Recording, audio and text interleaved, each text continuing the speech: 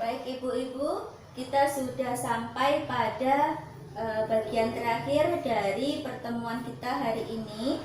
Saya ingin tahu sejauh mana pemahaman ibu-ibu terhadap apa yang sudah saya kemukakan tadi. Saya ingin tahu dari ketua kelompok dulu ya, Mbak Rukana. Coba sebutkan apa saja yang sudah kita pelajari hari ini. Iya, kita nggak boleh emosian sama anak. Terus? Iya, nggak boleh keras, boleh menasehati, tapi nggak boleh keras, nggak boleh menyakiti anak. Mungkin ada yang lain yang mau menambahkan? Bu Warni? Oh iya. Jadi kita harus berkolaborasi dengan suami dalam pengasuhan terhadap anak. Oke, saya akan menambahkan di sini. Kita lihat gambar ini. Ya, cara meningkatkan perilaku baik sama anak, ya, dengan cara memuji pertama, memuji anak jika dia berlaku baik, berperilaku baik. Nah, jangan segan-segan memuji anak. Oh, adik pinter ya, bisa mandi sendiri, bisa sikat gigi sendiri. Oh kakak, iya kakak udah nyapu, pinter. Besok lagi ya kak nyapunya. Aduh kakak nyapunya bersih banget. Nah seperti itu. Kadangkala kita juga perlu memberikan penghargaan. Penghargaannya tidak usah mahal-mahal, sesuai kemampuan kita saja. Misalnya kita punya uang sedikit, bolehlah kita begini, karena adik sudah berbuat baik, maka kita akan ke Indomaret beli es krim, ya, dibelikan ibu es krim, kasih hadiah. Tapi kalau kita pas nggak punya uang, permen pun jadi bu. Ya, jadi anak kecil biasanya kan suka permen, berikan aja permen. Nah itu pokoknya semampunya, yang penting anak senang. Nah gitu. Kemudian kita lihat lagi dampak negatif kekerasan pada anak. Jadi kalau ibu sering keras sama anak, sering mencubit, sering sedikit-sedikit mukul, ya, dampaknya fisik sama non fisik bu, kasihan. Kalau fisik kita bisa langsung lihat ya. Kalau setelah ditampar pipinya bagaimana bu? Jadinya merah-merah, kasihan ya bu, pipinya jadinya merah-merah. Karena tamparan kita dan lain sebagainya. Kalau dicubit juga memar nanti, ya. Nah, kemudian dampak non fisiknya juga banyak karena dia sudah merasa tersakiti itu tadi. Dia juga bisa jadi pemarah, karena kalau kita sering marah dia kan nyontoh bu. Dia akan nyontoh perilaku orang tuanya. Kalau orang tuanya sering marah-marah, dia pun juga akan mudah marah-marah begitu. Nah, kemudian agresif. Kalau kita sedikit-sedikit mukul, dia sama temennya akhirnya juga begitu. Sedikit-sedikit mukul temennya. Nah, kemudian tidak percaya diri. Ibu ya, diingat ya, jangan sampai ngecap anak. Jangan dibilang, anakku lo bodoh, kamu itu lo bodoh, kamu itu males. Jangan seperti itu, karena nanti di pikirannya dia, mindsetnya dia itu sudah dicap seperti itu, akhirnya negatif terus. Contohnya kalau sudah dibilang bodoh, maka dia akan berpikir, ibuku ngarani aku bodoh, gak usah sinau wis. Ya. Akhirnya dia merasa kalau dia belajar pun akan percuma, karena ibunya bilang dia bodoh, dia tidak akan bisa jadi pinter meskipun belajar. Jadi akhirnya dia nggak mau belajar, seperti itu. Kemudian akan sulit konsentrasi belajar karena kita sering memarahi dia. Nah itu yang juga kasihan nanti. Nah akhirnya anak akan menganggap menyakiti orang lain adalah hal yang wajar karena kita nyontoni gitu di rumah. Kemudian kita lihat lagi cara mengurangi perilaku buruk pada anak. Ini harus sesuai umur, ya. Anak di bawah 2 tahun sama anak di atas 2 tahun, caranya kita mengurangi perilaku buruk juga berbeda bu, jangan disamakan ya. Kalau yang di bawah 2 tahun itu kita membuat lingkungan anak aman dulu ya. Misalnya dia nanti mau gunting-gunting, nah, kita ambil saja guntingnya, ya. Kita ambil guntingnya, jangan marah-marah dulu, ya. Kita minta guntingnya, kemudian kita amankan guntingnya, sehingga dia nggak gunting-gunting lagi. Ya, kemudian membatasi anak nonton TV.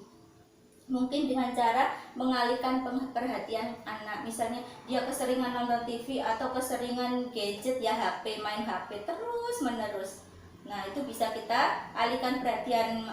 Misalnya dia suka selain nonton HP, dia juga suka main layangan misalnya di belakang, atau main kembang api misalnya. Ayo deh kita main kembang api yuk gitu di belakang, seperti itu.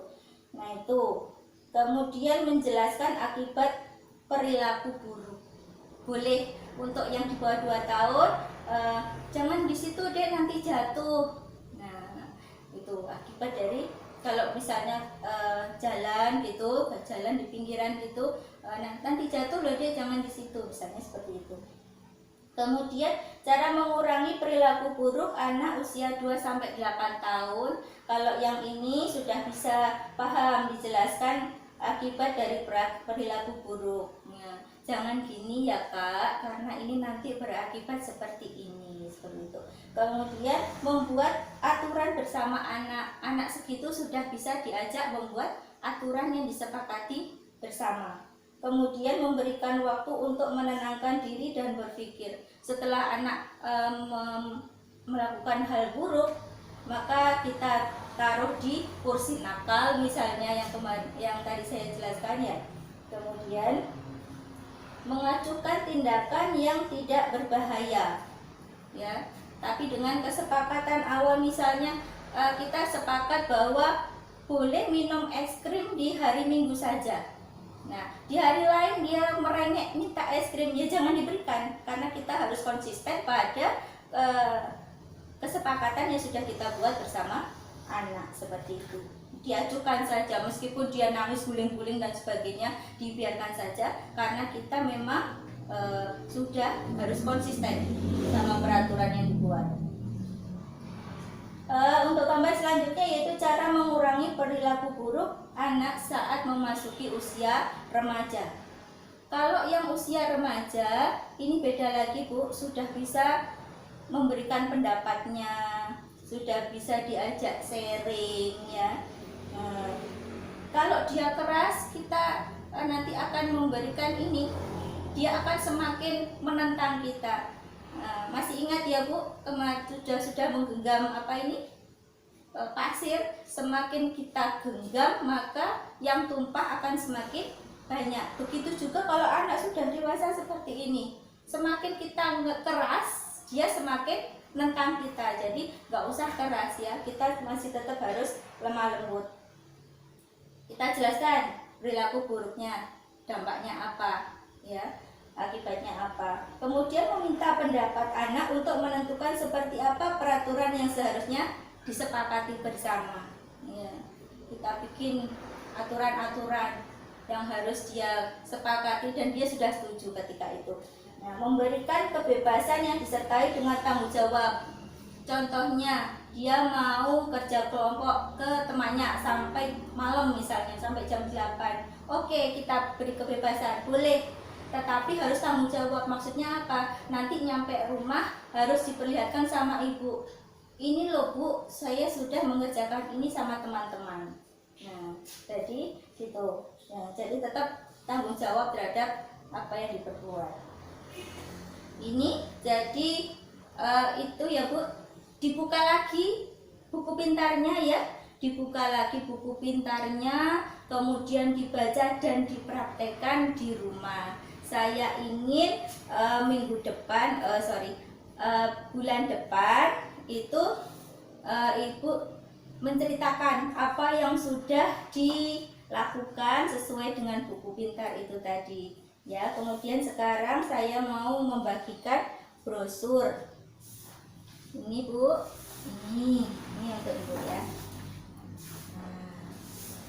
Nah, baca kembali, kemudian nanti diceritakan pada bapaknya di rumah dan anggota keluarga yang lain apa yang sudah dipelajari hari ini bersama saya. Itu ya Bu. Terima kasih atas kedatangan Ibu hari ini. Semoga kita ketemu lagi pada pertemuan selanjutnya. Jangan lupa protokol kesehatan ya Bu. Habis ini nyampe rumah jangan lupa cuci tangan. Oh iya, sebelum nyampe rumah kita mau pulang, nah ini maskernya dipakai lagi. Maskernya dipakai, nyampe rumah cuci tangan, baru pegang anak. Jangan sampai belum cuci tangan langsung pegang anak atau pegang makanan. Itu ya Bu, makasih sekali lagi kehadirannya hari ini. Kita bertemu pertemuan yang akan datang. Assalamualaikum warahmatullahi wabarakatuh.